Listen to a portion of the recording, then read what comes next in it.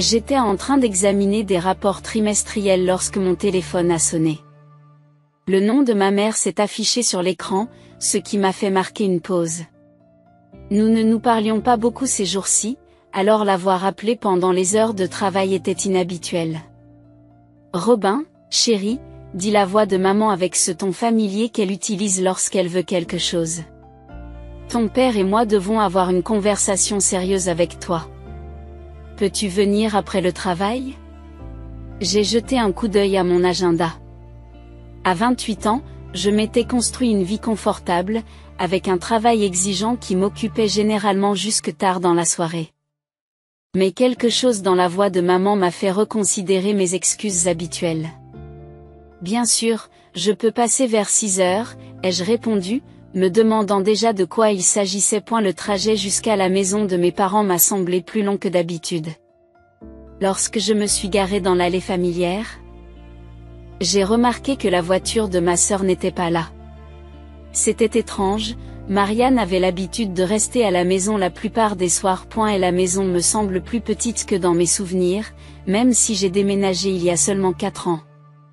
Maman me dit de m'asseoir sur le canapé tandis qu'elle se perche sur le bord de son fauteuil préféré. « Il faut qu'on parle de ta sœur », commence maman en échangeant un regard avec papa. « Et Marianne ?» J'ai demandé, même si j'avais l'impression de savoir où cela allait nous mener. Maman a poussé un grand soupir. « Tu sais qu'elle a du mal à trouver du travail depuis qu'elle a obtenu son diplôme. Cela fait 2 ans maintenant, et elle a 24 ans, nous commençons à nous inquiéter. » J'ai hoché lentement la tête. Ma sœur était diplômée d'une université prestigieuse, ce que nos parents n'oubliaient jamais. Mais elle n'avait pas encore réussi à décrocher ce qu'elle considérait comme un poste convenable. Elle pourrait peut-être commencer par un poste de débutant. J'ai fait une suggestion prudente. Elle pourrait acquérir de l'expérience et gravir les échelons. C'est comme ça que la plupart des gens, non, me coupe maman en secouant vigoureusement la tête. Ta sœur est allée à l'université de Carleton. Elle ne peut pas accepter n'importe quel emploi. Elle a besoin d'un travail approprié. Papa se racle la gorge. Elle a du potentiel, Robin. Elle a juste besoin de la bonne opportunité. Je suis restée assise là, à les regarder échanger des regards pleins de sens. Je savais ce qui allait suivre. Nous espérions, dit maman en se penchant en avant, que tu pourrais peut-être nous aider. Tu dois avoir des relations maintenant, des gens qui pourraient aider ta sœur à démarrer une bonne carrière ? J'ai regardé leur visage plein d'attente et j'ai soupiré. Je vais voir ce que je peux faire. Peut-être que je peux demander autour de moi, voir si l'un de mes amis ou collègues est au courant d'un poste à pourvoir. 2 jours après la conversation avec mes parents, j'ai fait défiler les contacts de mon téléphone jusqu'à ce que je trouve le numéro de James Miller. Nous étions de bons amis à l'université, et il avait réussi à fonder une entreprise de technologie qui avait vraiment décollé l'année dernière. « Robin, ça fait longtemps que je ne t'ai pas entendu », a déclaré sa voix enjouée dans le haut-parleur. « Comment vas-tu ? » « Eh, James, je vais bien. »« Écoute, j'ai une faveur à te demander, » dis-je en allant droit au but. « Ma sœur cherche du travail et je me suis souvenu que tu avais dit que ton entreprise embauchait. »« Oh oui, nous nous développons assez rapidement. Nous sommes toujours à la recherche de jeunes talents, » a répondu James. « Quel est son parcours ? » Je l'ai renseigné sur les qualifications de Marianne, en omettant soigneusement l'écart de 2 ans entre les 2 emplois. « Bien sûr, je peux jeter un coup d'œil, » dit-il. « Demandez-lui d'envoyer son CV à mon adresse électronique. Si elle convient, nous l'envisagerons certainement. » Merci, James. J'apprécie vraiment. Après avoir raccroché, j'ai immédiatement appelé Marianne. Elle a sonné 4 fois avant de décrocher. « Quoi ?» a-t-elle répondu, l'air ennuyé. « J'ai peut-être trouvé quelque chose pour toi, » dis-je en essayant de garder une voix positive. Mon ami James dirige une start-up technologique très innovante. Il cherche des gens, et il m'a dit que tu jetterais un coup d'œil à ton CV. Il y a eu une longue pause à l'autre bout du fil. Peu importe, répond finalement Marianne, la voix dégoulinante de désintérêt. Je suis un peu occupée en ce moment. Je l'enverrai quand j'aurai le temps de le faire, point.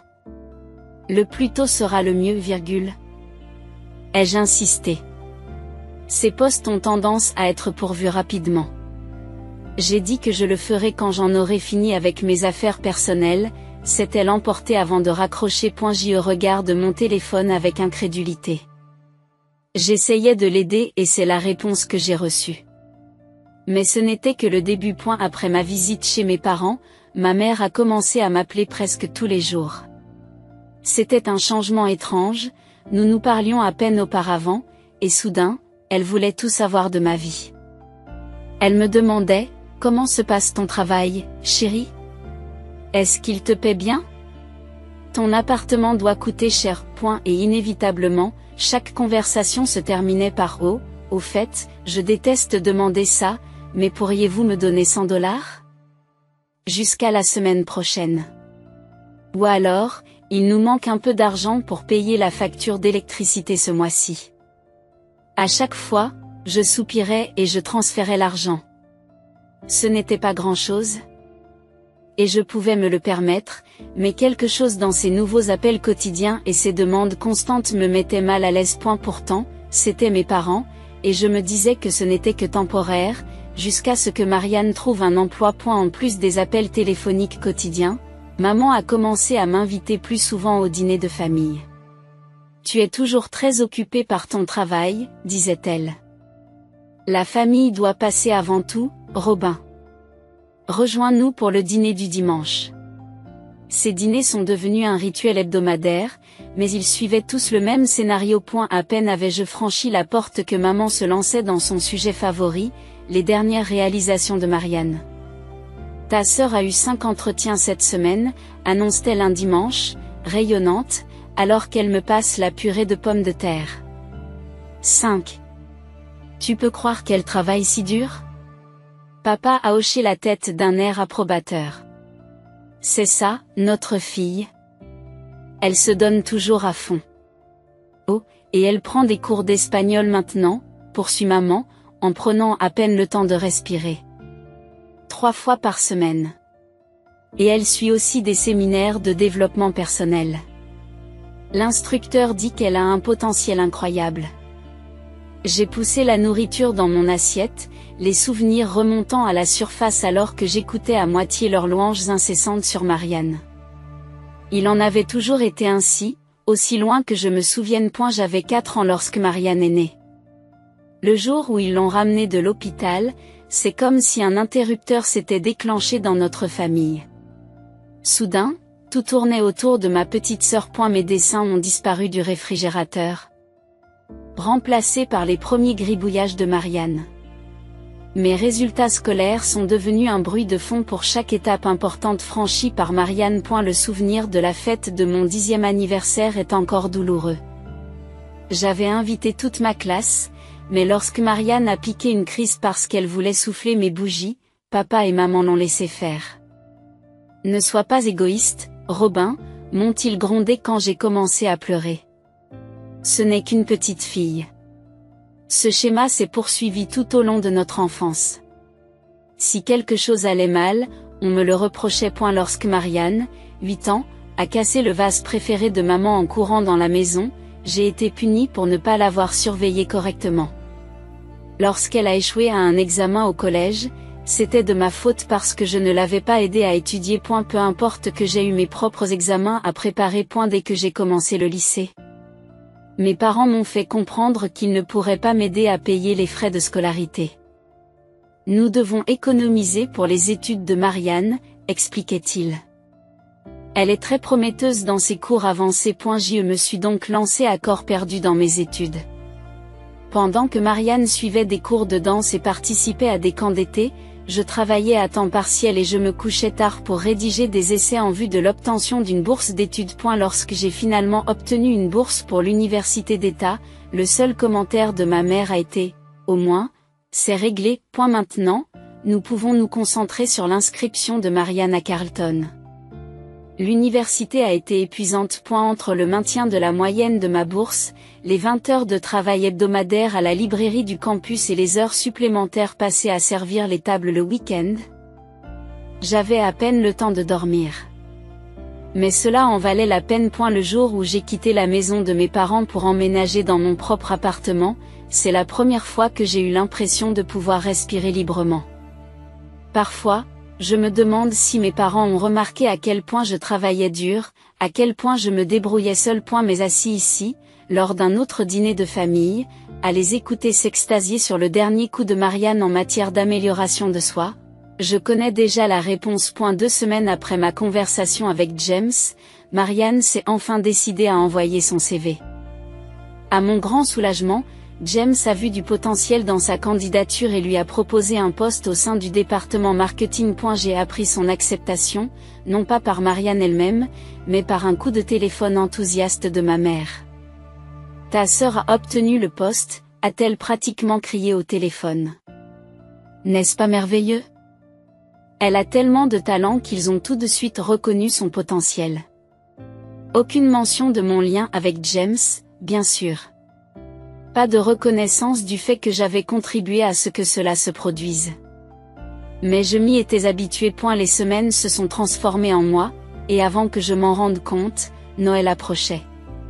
L'invitation de maman à un dîner de fête s'accompagnait de l'habituelle culpabilisation. « Tu n'as pas passé Noël avec nous depuis des années, Robin », m'a-t-elle rappelé. « Marianne sera très déçue si tu n'es pas là. » J'en doutais, mais j'ai quand même accepté. Peut-être que les choses seraient différentes maintenant que Marianne s'était installée dans sa carrière. Peut-être qu'elle avait enfin grandi un peu. J'aurais dû m'en douter. Le jour de Noël, j'étais assise à ma place habituelle à la table de la salle à manger et je regardais Marianne présenter ses cadeaux soigneusement emballés à nos parents. Maman a sursauté en ouvrant un sac à main de marque. « Oh ! Ma chérie, il est magnifique !» s'exclame-t-elle en le serrant contre sa poitrine. « Et avec tes premiers salaires en plus, tu es si prévenante !» Vint ensuite le cadeau de papa, une montre hors de prix qui fit briller ses yeux.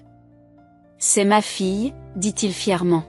« Elle sait toujours exactement ce qu'il faut acheter. » Mes cadeaux, un livre soigneusement choisi pour papa sur sa période historique préférée, et un album photo fait main pour maman contenant des photos de famille que j'avais passé des semaines à rassembler et à organiser, reposaient sur la table d'appoint sans avoir été ouverts. Je savais qu'il finirait par s'en occuper, avec des remerciements polis et des regards rapides avant de retourner admirer les choix de Marianne. Marianne a à peine reconnu ma présence pendant tout le dîner.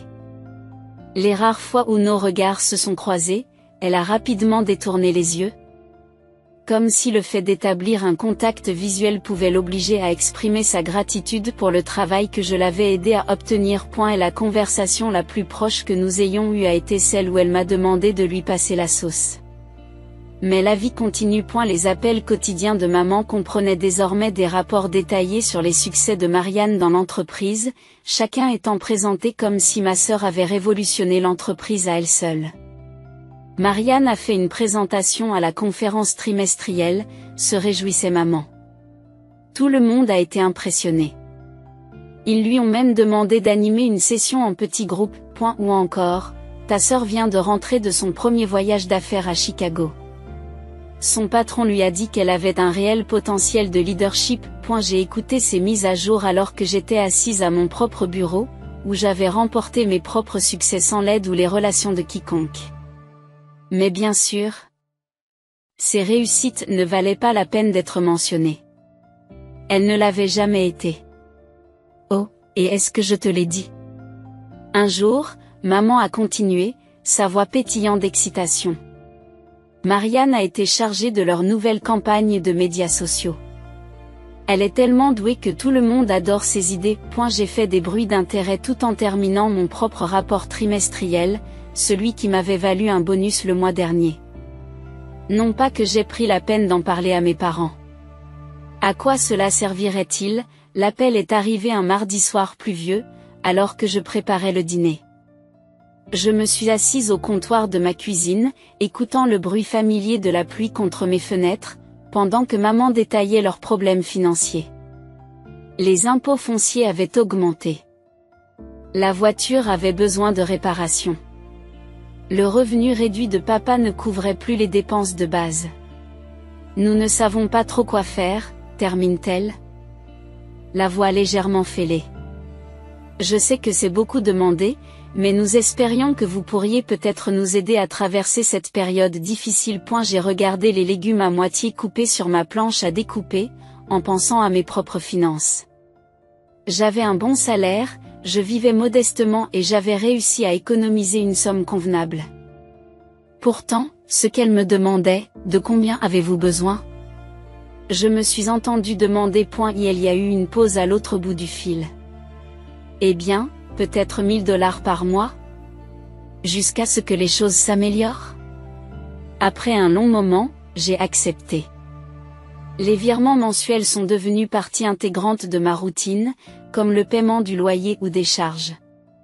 La gratitude de la mère a d'abord été enthousiaste, mais bientôt l'argent a été simplement attendu, un autre dépôt régulier sur leur compte. Pendant ce temps, les réunions de famille continuaient à être des exercices de patience. Marianne arrivait. Généralement en retard, vêtue de vêtements de marque et munie du dernier iPhone. Elle passait toute la soirée à faire la cour, à parler de ses derniers succès professionnels. Je restais assise en silence, calculant mentalement la part de ma pension alimentaire mensuelle qui aurait pu être consacrée à mon propre avenir. Au fil des mois, les demandes de maman se sont multipliées. Au début, c'était $100 de plus par-ci, 2 cents par-là. Elle disait que c'était juste pour une fois, mais les exceptions sont devenues plus fréquentes. Finalement, elle en est venue à suggérer que 1000 n'était plus suffisant. Tout devient si cher de nos jours, soupire-t-elle lors d'un de nos appels. Et avec les heures de travail encore réduites de votre père, pensez-vous que vous pourriez vous en sortir avec 1500? Cela ferait une telle différence. J'ai accepté, même si quelque chose m'a retourné l'estomac lorsque, 2 semaines plus tard, maman a mentionné avec désinvolture qu'elle avait réduit son propre temps de travail à un temps partiel. Au cours de l'une de nos conversations privées, de plus en plus rares, j'ai finalement trouvé le courage de demander quelle était la contribution de Marianne aux finances de la famille. Après tout, elle gagnait bien sa vie, et elle semblait heureuse de dépenser son argent dans des appartements de luxe et des vêtements de marque. Et la réponse de maman a été immédiate et défensive. Oh, nous ne demanderions jamais de l'argent à Marianne, dit-elle, l'air choquée par cette simple suggestion. Elle investit en ce moment dans sa propre personne, cours de développement personnel, événements de réseautage, construction de son image professionnelle. C'est très important pour sa carrière, vous savez. La vie a une drôle de façon de révéler des vérités quand on s'y attend le moins. Un mercredi après-midi, j'étais assise dans mon café préféré, profitant de ma pause déjeuner pour rattraper mon retard de lecture, lorsque j'ai entendu une voix familière. Robin, quelle coïncidence, j'ai levé les yeux pour voir James, mon vieil ami d'université et le patron de Marianne, se tenir près de ma table, un café à la main. Il s'est installé sur la chaise sans attendre d'y être invité, avec un large sourire. « Je suis content d'être tombé sur toi, dit-il en s'installant. Je voulais vous appeler pour vous féliciter de la promotion de Marianne. Elle s'est vraiment surpassée ces derniers mois. J'ai senti ma tasse de café se figer à mi-chemin de ma bouche. Promotion? Le sourire de Jacques s'est légèrement assombri. Oui, nous l'avons nommée responsable du marketing numérique la semaine dernière. Elle ne te l'a pas dit? Je me suis dit que tu étais sa sœur. Il marqua une pause, l'air légèrement mal à l'aise. Au fait, Marianne m'a invité à la fête qu'elle organise chez tes parents ce samedi. Malheureusement, je ne pourrai pas venir. Peux-tu lui dire que je suis désolée et lui transmettre mes félicitations? J'ai forcé un sourire, en essayant de cacher mon choc. Bien sûr, je lui ferai savoir. James jette un coup d'œil à sa montre et se lève. Désolé d'y aller, mais j'ai une réunion dans 15 minutes. Ravi de t'avoir vu, Robin. Sur ce, Il est parti, me laissant assise avec mon café froid et un sentiment d'incrédulité grandissant. Je suis restée assise un long moment, l'esprit en ébullition. Une fête chez mes parents. Ces mêmes parents que je soutenais avec 1 500 $ par mois. La même sœur qui n'avait son emploi que grâce à mes relations. Et la même maison où j'avais passé d'innombrables dîners dominicaux à écouter des éloges sans fin sur les réalisations de Marianne. Mes mains tremblaient légèrement lorsque j'ai composé le numéro de maman. Bonjour, chérie, répondit-elle, l'air distrait. Tout va bien, oui, maman. Dis-je en essayant de garder une voix stable. Je pensais venir dîner chez toi samedi. Cela fait un moment que nous n'avons pas eu de repas en famille. Il y a eu une longue pause à l'autre bout du fil. Samedi. La voix de maman avait cette qualité aiguë qu'elle avait lorsqu'elle s'excusait. Je suis vraiment désolée, ma chérie, mais ton père et moi avons déjà des projets. Nous rendons visite à des amis ce soir-là. J'ai pris une grande inspiration, puis j'ai joué ma carte. Pas de problème, ai-je dit avec désinvolture. Pourquoi pas vendredi alors ? Je pourrais apporter des plats à emporter de ce restaurant chinois que papa aime bien. Je pouvais pratiquement entendre la panique de ma mère au téléphone. Vendredi, c'est le jour où ils vont décorer la fête, accrocher les banderoles, arranger les meubles, préparer la nourriture. Bien sûr, ils ne voudraient pas que je voie tout cela. Vendredi, ce n'est pas bon non plus, répond rapidement maman. Sa voix montant encore plus haut. J'ai un rendez-vous chez le médecin. Puis il y a les courses, et je dois faire le ménage, et les excuses s'accumulent, toutes plus transparentes les unes que les autres. J'y suis restée là à écouter, à me souvenir de toutes les fois où j'avais répondu à leurs appels à l'aide, de tous les paiements mensuels, de toutes les années où j'ai été la personne responsable. La personne fiable, celle sur laquelle ils pouvaient toujours compter. Dès le retour à mon bureau, je n'arrivais pas à me concentrer sur mon travail. Sur un coup de tête, j'ai ouvert Facebook et cherché le profil de Marianne. Rien ne s'est affiché. En fronçant les sourcils, j'ai réessayé, puis j'ai réalisé ce qui s'était passé, elle m'avait bloqué. Sarah, j'ai appelé mon amie et collègue de travail dans le box d'accent grave côté. Peux-tu me rendre un petit service ? Peux-tu chercher la page Facebook de ma sœur ? Un instant plus tard, nous regardions le profil de Marianne. Il y avait là, en couleur, de nombreux messages sur sa prochaine célébration. J'obtiens enfin la reconnaissance que je mérite, peut-on lire dans une légende. Toutes ces années de travail acharné ont porté leurs fruits. Autodidacte, réussite, patronne. J'ai eu envie de vomir en lisant les commentaires. Autodidacte ? Le poste qu'elle n'a obtenu que grâce à mon lien avec James ? Le poste qu'elle n'a pu occuper que parce que nos parents l'ont soutenue pendant qu'elle se cherchait après l'université, la promotion qu'elle fêtait dans une maison en partie payée avec mon argent, le reste de la semaine s'est déroulé dans le flou. Je n'ai pratiquement pas dormi, mon esprit étant envahi par des années de souvenirs, de sacrifices et de soutien unilatéral. Samedi soir, j'avais pris ma décision. Je me suis arrêtée devant la maison de mes parents à 20h30. La rue était bordée de voitures, et je pouvais voir les lumières flamboyer à travers les fenêtres. Entendre le son étouffé de la musique et des rires. Je me sentais étrangement calme lorsque j'ai sorti mon téléphone et composé le numéro de James. Hey, James, ai-je dit quand il a décroché. Tu te souviens que tu n'as pas pu venir à la fête de Marianne ? Eh bien, je suis devant la maison de mes parents en ce moment, et je pense que tu veux entendre quelque chose. Tu veux bien rester en ligne ? Bien sûr, a-t-il répondu, l'air confus. J'ai mis le téléphone sur haut-parleur, j'ai augmenté le volume et j'ai marché jusqu'à la porte d'entrée. La clé que j'avais gardée de tous ces dîners de famille tournait doucement dans la serrure. Et la fête battait son plein. Des serpentins décoratifs pendaient du plafond, une banderole « Félicitations » s'étendait sur le mur du salon. Marianne se tenait au centre d'un cercle d'admiration, vêtue d'une nouvelle robe de créateur. Une coupe de champagne à la main. Et la pièce est devenue silencieuse lorsque je suis entrée. Le visage de maman est devenu pâle. Papa s'est soudain intéressé à ses chaussures.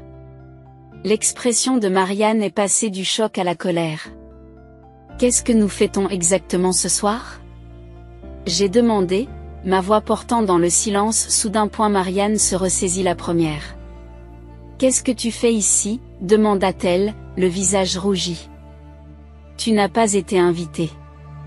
C'est une fête réservée à la famille et aux amis proches. La famille, ai-je répété. Je suis ta sœur. Et c'est moi qui t'ai aidé à obtenir ce travail. Cela ne veut rien dire, s'emporte Marianne. Tu ne fais pas partie de mon cercle intime. Tu ne m'as jamais soutenue dans ma réussite. Je me suis tournée vers maman, qui se tordait les mains nerveusement. C'est pour cela que je n'ai pas été invitée?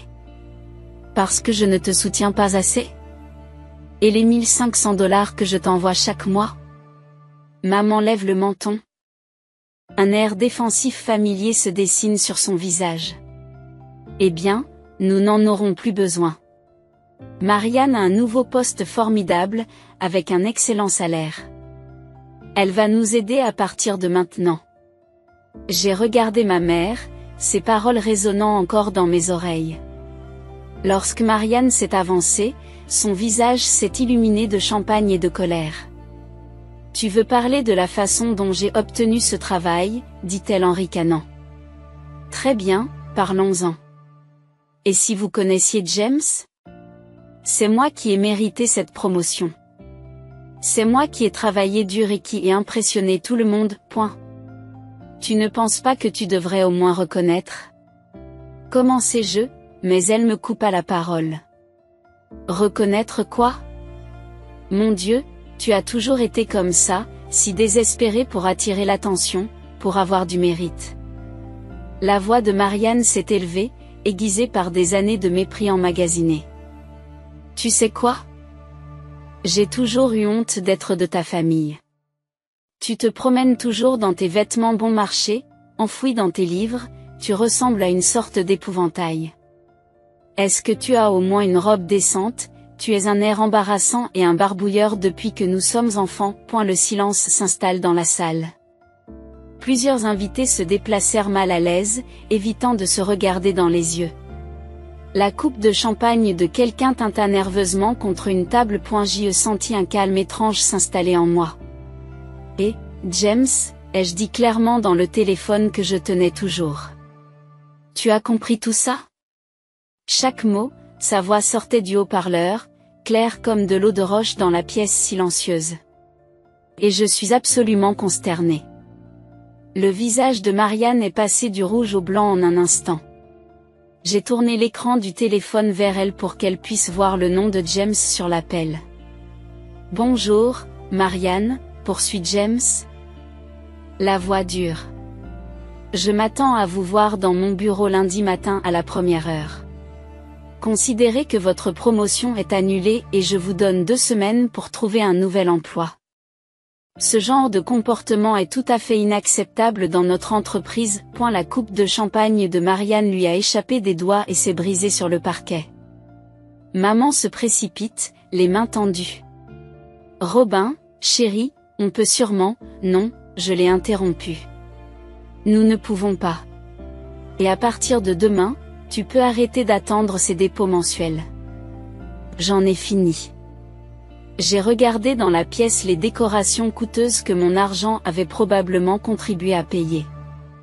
Profitez de votre fête. J'espère qu'elle en valait la peine. Je suis sortie, fermant la porte sur les cris de colère de Marianne et les appels suppliants de maman. Elles se sont présentées à mon appartement le lendemain. Frappant à la porte jusqu'à ce que mon voisin menace d'appeler la sécurité. Je n'ai pas répondu. Ils ont réessayé le lendemain, et le surlendemain. J'ai bloqué leur numéro, filtré leur courriel dans les spams. 6 mois se sont écoulés depuis cette nuit-là. Par l'intermédiaire d'amis communs, j'ai entendu la suite des événements.